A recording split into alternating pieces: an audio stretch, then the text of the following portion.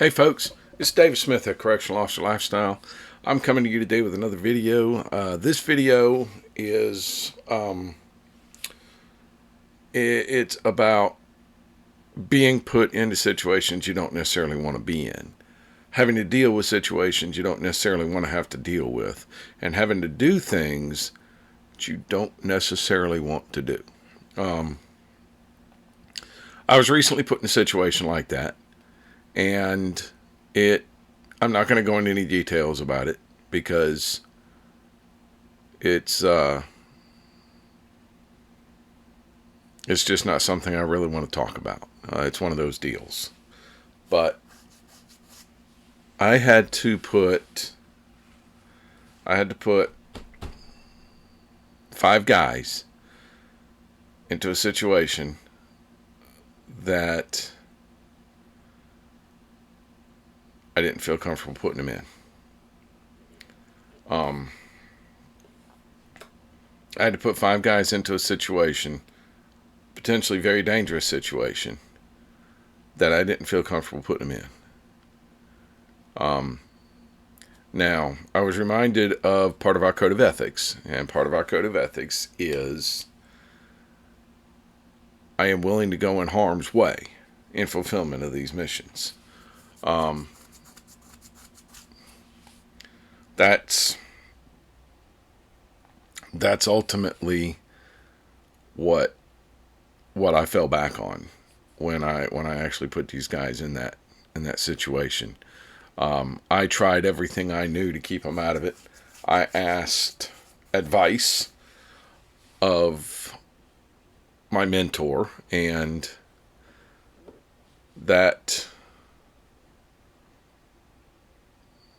helped. That helped a lot. But it was still an uncomfortable situation. It was still an uncomfortable feeling, and I didn't like doing it. But that was part of the job. The job was to do it. The job was to get it done.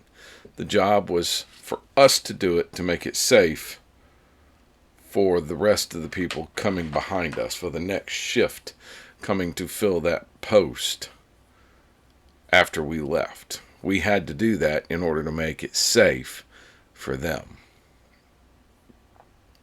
So we did it. Everything ended up fine. I had a couple of guys end up with a little bit of discomfort, but they're at work, so there's no injuries. But it was just a situation that I didn't really feel comfortable with, but we did it anyway. We did it because it's our job. And that is possibly the hardest thing for a supervisor to deal with in corrections, is you have to be able up here to send staff members into a dangerous situation. You have to be willing in here to send staff members into a dangerous situation. You don't have to like it, but you do got to do it, unfortunately. When I was a sergeant, no hesitation. I'd have gone right in there. I'd have done that job. Anything the captain needed me to do, I'd have gone in there and done it. Period. I had a sergeant tell me one time, back when I was a sergeant as well, that he was very proud to know, because he's one of our instructors. He was very proud to know that I went into a wing and dealt with a situation that was potentially volatile and potentially extremely dangerous. And my answer to him, I looked at him and I said that me not going in there was never an option. I was going in there. I was going to go deal with that. So you go from being that. You go from being that hands-on, where you're going to go deal with that situation. You don't care what comes up. You're going to go deal with that situation. I'm not going to call myself a hard charger, but it's that hard charger mentality. It's that I'm going to deal with this. Not dealing with this is not an option, to dealing with people that feel that way. To having people that feel that way in your command, and you feel uncomfortable sending them in to do the same things that you used to go do on the regular willingly. And every once in a while, you got to get out of your own head. You got to get out of your way and let those with that hard charging mentality be hard chargers and do their job. That's one of the hardest parts of being a supervisor in corrections. It's certainly one of the hardest parts for me. I did not have problem one charging into a dangerous situation myself.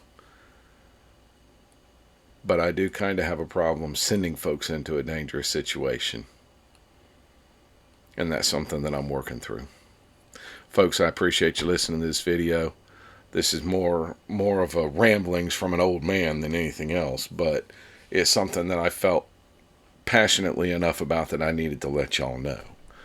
So remember where you came from. If you are one of those guys that used to be the hard charger, that used to go into the situation and walk where angels feared to tread because it was your job, and you have people like that working for you, do your best to protect them. Do your best to take care of them. But let them work. Let them do their job. That's it, folks. It's Dave Smith, the Correctional Officer Lifestyle. Remember, there is no place for domestic violence in this world. If you are the victim or you know the victim of domestic violence, 1-800-799-SAFE. 1-800-799-7233. That's the domestic violence hotline. The people at the other end of that phone call have the tools, abilities, and resources to help the victims of domestic violence. If you know the aggressor in a domestic violence situation, remember, the worst thing you can do is nothing. Say something to somebody. And if you are the aggressor in a domestic violence situation, there is help for you to, first, admit that you need that help. Second, ask for it. All right? If you like the video, make sure you hit the like button. You want to see more, subscribe. Hit the bell for notification when I post new videos, and engage with me. Hit me with some comments. All right? That's all I got for this one. Remember, love shouldn't hurt. I am my brother's keeper. I am my sister's keeper. And we work in corrections. One team, one fight. I'll see you on the next video.